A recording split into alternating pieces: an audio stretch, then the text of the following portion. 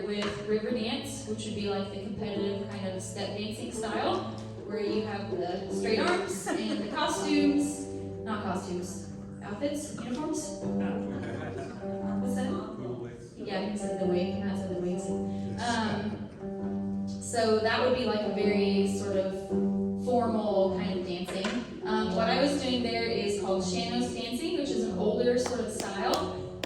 Much more relaxed. As you can see, my arms were swinging around. I always look back at the videos and I was like, oh man, I hate that my one arm swings that much when I'm dancing, but I just can't keep it in. So anyway, much more relaxed. It's much more improvised.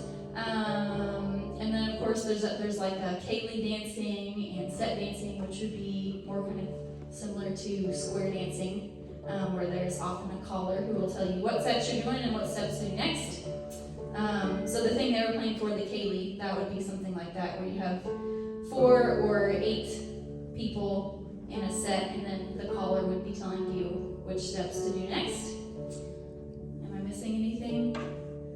So besides set dancing, there's also set dances. This is where it gets really confusing. Like, that would be something where you have specific steps that go with a very specific tune. And these would be taught by the old traveling dance masters. So some of the common set dances would be the Blackbird.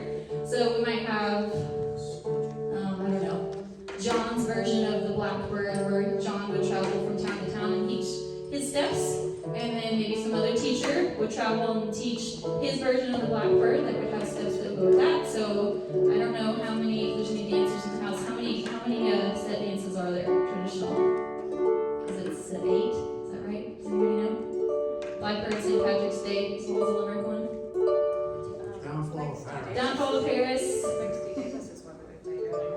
But how many? There's only like 8 set dances. Plain St. Davis? Okay. We're getting out of my realm of expertise now. So have I entertained you long enough? Are you almost done? You should be asking a real dancer about set dances, not me. Oh, look, who said Downfall of Paris? Thank you. I'm doing a research project on that currently. I learned about it from Eugene O'Donnell. Oh, great. So for those of you that don't know, I'm stalling for time here. I also play percussion. That was my first thing before I started playing Irish music. And there's a big, very traditional snare drum piece. Well, I thought it was only snare drum, called the Downfall of Paris. And this is used with a specific melody that in our Revolutionary War times would have been used to signal to the soldiers it's time to go to bed. And it was this fife melody that was played with a very specific snare drum part. And we're all sort of like, it's kind of the canonized rep. If you're a snare drummer in the US, you learn the Downfall of Paris. And so when I went to Ireland, I was studying in Limerick, and my friend Ryan, who's a piper, was learning the Downfall of Paris, and I was like, oh, that's weird. I wonder if it's the same thing. And so I dug out my old Downfall of Paris music and put it on top, and it's like the same. And so then I found out it's also a set dance, and it goes back to an ancient French, or not ancient, like 1700s French opera that was turned into a rebel song. And there's all these crazy, awesome connections about Downfall of Paris. So thanks, whoever said that.